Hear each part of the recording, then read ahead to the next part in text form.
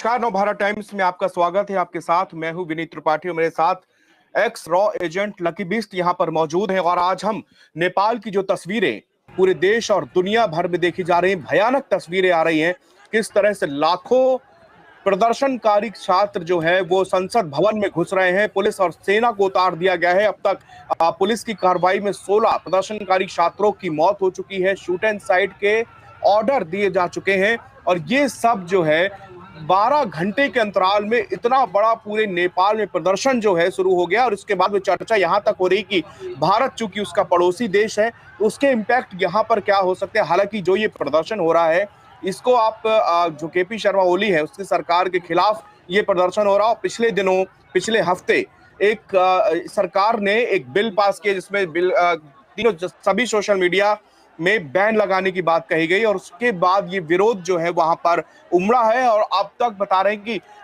अकेले राजधानी काठमांडू से जो तस्वीरें आ रही है वो भयानक है। और उसके अलावा नेपाल के कई अलग अलग शहरों में भी ये लकी जी प्रदर्शन हो रहे हैं और बहुत बड़ी तादाद में जो है छात्र सड़कों पर हैं और सरकार के खिलाफ स्लोगन लिख रहे हैं। और वहां पर केपी शर्मा ओली का सीधे सीधे उनके कह रहे कि ये आप रिजिग्नेशन दीजिए, आप इसमें इस्तीफा दीजिए, इसके अलावा कोई और डिमांड हमारी है ही नहीं। मतलब सोशल मीडिया को लेकर शुरू हुआ था प्रदर्शन और अब ये रेजिग्नेशन तक आ गया है। जी सर, सबसे पहले तो थैंक यू। मैं ये कहना चाहूंगा सर, जितना भी न्यूज चैनल्स में चल रहा है, एक लेटेस्ट खबर आपको इन्फॉर्मेशन दे रहा हूँ। शायद आज वहां के होम मिनिस्टर अपना इस्तीफा दे रहे हैं सर। ठीक है, अभी अभी शायद आप सबको शाम तक एक न्यूज मिलेगी कि नेपाल के जो गृह मंत्री हैं रमेश लेखक, वो अपना इस्तीफा दे रहे हैं। और सर दुनिया को दो रूप दिखाई दे रहे हैं। एक्चुअली क्या है कि 7 दिन पहले नेपाल गवर्नमेंट बोलती है कि हमने मेटा को बोला था कि आप रजिस्टर कर लीजिए करके, और मेटा की तरफ से नेपाल गवर्नमेंट को कोई भी अपडेट नहीं मिला, तो नेपाल बोलता है कि हमने उसको बैन कर दिया। तो आपको क्या लग रहा है सर, इतने टाइम से वहां जब चल रही थी सोशल मीडिया, कहीं ना कहीं मैं आपको ये बताऊं कि केपी ओली गवर्नमेंट को पता ही नहीं था उसका रिएक्शन इतना बड़ा होगा सर। उसने कभी सोचा ही नहीं था नेपाल गवर्नमेंट ने कि एक सोशल मीडिया को बैन करने से लाखों स्टूडेंट्स रोड पर आ जाएंगे। आप नेपाल गवर्नमेंट का आंकड़ा छोड़िए, वो बोलते हैं 16 स्टूडेंट्स मारे गए, 100 से ज्यादा घायल हो गए, आंकड़ा बहुत ज्यादा है। वहां की पैरामिलिट्री फोर्सेस, वहां की आर्मी आ चुकी है सर, डिप्लॉय कर दिया उनको। तो मैं आपको ये बोलूं, अब इसमें 2 पॉइंट निकल रहे हैं।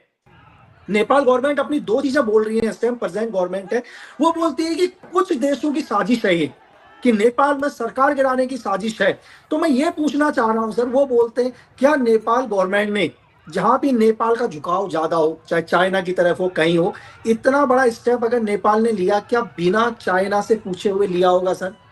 अगर उन्होंने सोशल मीडिया को बैन किया है, अगर आप चाइना के अंदर देखो तो चाइना में ये सोशल मीडिया सारे बैन है सर। शायद वो यहाँ के यूट्यूब, फेसबुक कुछ भी नहीं चलाते हैं। तो यही पॉलिसी सेम क्या कर रहा था, नेपाल भी रखना चाह रहा था सर। लेकिन चाइना सर, चाइना एक कम्युनिस्ट देश है, वहां पर हर चीज पर बैन है।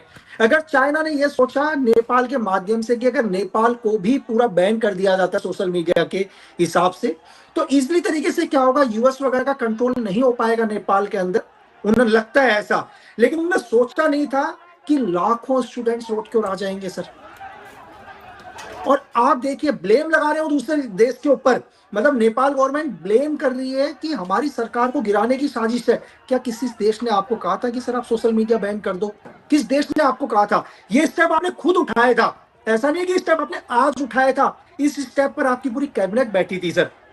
आपने कहीं ना कहीं चाइना से परमिशन ली होगी, क्योंकि आपका झुकाव चाइना की तरफ है, और उन्होंने ओके किया होगा कि आप इसको बैन कर दो। लेकिन सबसे बड़ी कमी आपकी इंटेलिजेंस की कमी थी, आपकी सीक्रेट सर्विसेज की कमी थी, आपकी लोकल इंटेलिजेंस ग्रुप्स की कमी थी। उन्होंने आपको नहीं बताया कि ये स्टेप लेने से लाखों लोग, लाखों स्टूडेंट्स रोड के ऊपर आ जाएंगे, मरो मारो की सिचुएशन हो गई सर।